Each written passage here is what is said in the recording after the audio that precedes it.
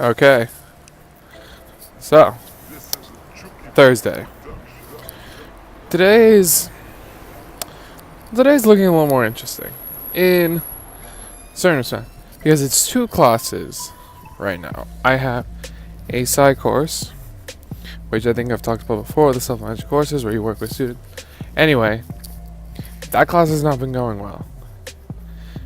And last class I said it wasn't very helpful, but this class especially, it's just because there's nothing happening. It's like a bunch of people is like, oh, you can come, we'll hang out. But there hasn't been like structure or anything. So, being that already I have trouble motivating myself with organic chemistry, just because of how I'm doing in that class, and the idea is like, I'm leaving this major. Like, I don't want to be here. Like, why would I even try? So, it leads to like a lot of motivation issues. Like it's hard to get out of bed and get ready. My mom just drove by. Oddly enough. Okay. It's hard to get ready for class and get everything together. Enough, like push to begin because it's like you don't even have to come on time. Don't tell me that. When a teacher says that, even if you're the coolest person ever, the moment a person in authority says you don't have to be here on time, all respect is lost. Because if you don't respect your time, I'm not going to respect it. That doesn't mean directly like, oh, I'm going to be late all the time. No, I'm not trying to do that. But inherently, in my mind, you were on a pedestal and you just pulled your peg down because you officially said you don't care about a rule. And for anyone who's in authority, you need to actually respect it, I feel like it goes down to like a primal level almost. You're taking your leadership and you're kind of like lowering it. So, yeah, that was an interesting tangent. But on my way to class now. So, I just got home from class. And honestly, it was basically what I was worried it was going to be. I thought that, probably not going to get much done. And to be honest, didn't do anything. It was mainly like, oh, everyone's so tired, my teachers were late, and so I guess there's problems with BART today, so that's probably why they were late. But one of the things was they're just like, I know everyone's really tired from finals, a lot of people, not finals, midterms, people weren't feeling well about the OChem exam. Like, we're gonna just take it easy today and talk about feelings, and I may as well just TED Talk about fixed mindset versus growth mindset. And initially what that is a fixed mindset is basically when it comes to studying or learning, you think that you basically already know everything. And the reason you do well is because you're already smart. And that could be problematic because when you have a problem, or when you don't do well, it really holds you back. So it ends up being pretty problematic. But with the growth mindset, it's essentially that it's like all based on effort. Like the more you try, you didn't do well because you didn't try hard enough. And for me, that was part of my problem was when I was in school, I would be trying. I'd try so hard and just not see results. And the fact of the matter was, people were telling me, oh, but you're smart though. Like, why aren't you? So it really didn't make sense. And part of and they were like, well, when you're here's the university, you don't give up and you don't quit. When I talk about that I got bad grades and I'm switching out of the major, it's not because I got those bad grades. Those bad grades are just a sign of my intelligence is not quite transferring and not working well there. But that's irrelevant. If the field of biology and medicine was really, really what I felt passionate about, you bet I'd be sticking through it and I would take 6 years to graduate if that's what I wanted to do. But the problem is I don't think that's what I want to do. I don't feel that drive. I don't have that same energy everyone else has for that. And on top of that, I don't even like studying. It's a problem when you're just reading the material and you just don't like it. You're going to this class and you're spending all this time and you just don't like it. And not just that, and I know it's now, it's just organic chemistry. No one likes that, not even the professors. Well, when you don't even like the extra research, when I don't like reading about cells or every latest medical development, it's kind of telling, like, oh, well, this is not what he's interested in. And I feel like that was fairly obvious from the start that that's not where my interest lies, but I just kept trying to push through it because, oh, this sounds so good. Oh, medicine is this amazing field and it's so noble. And I think that's why I stuck with it for so long, just the idea of it was noble and like, oh, I could really do something with this, you know?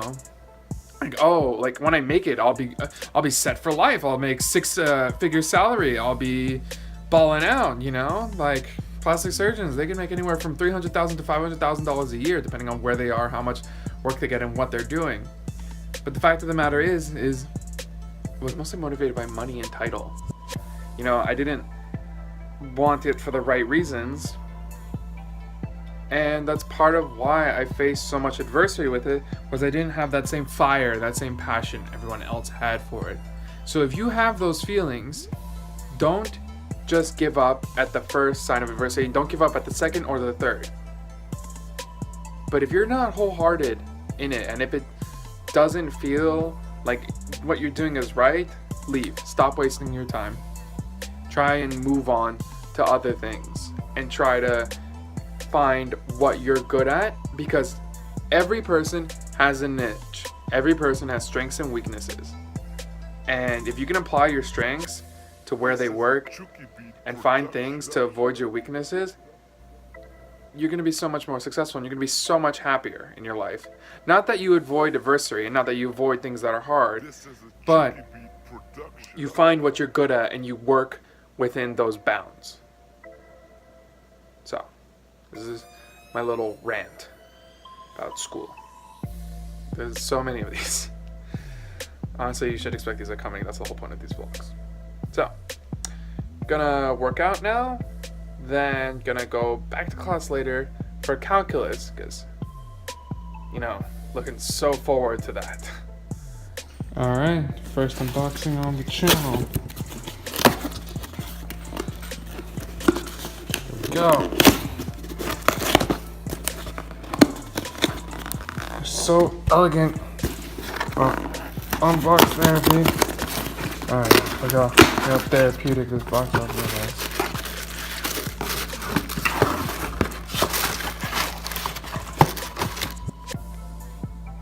Your new shades equals a perfect match.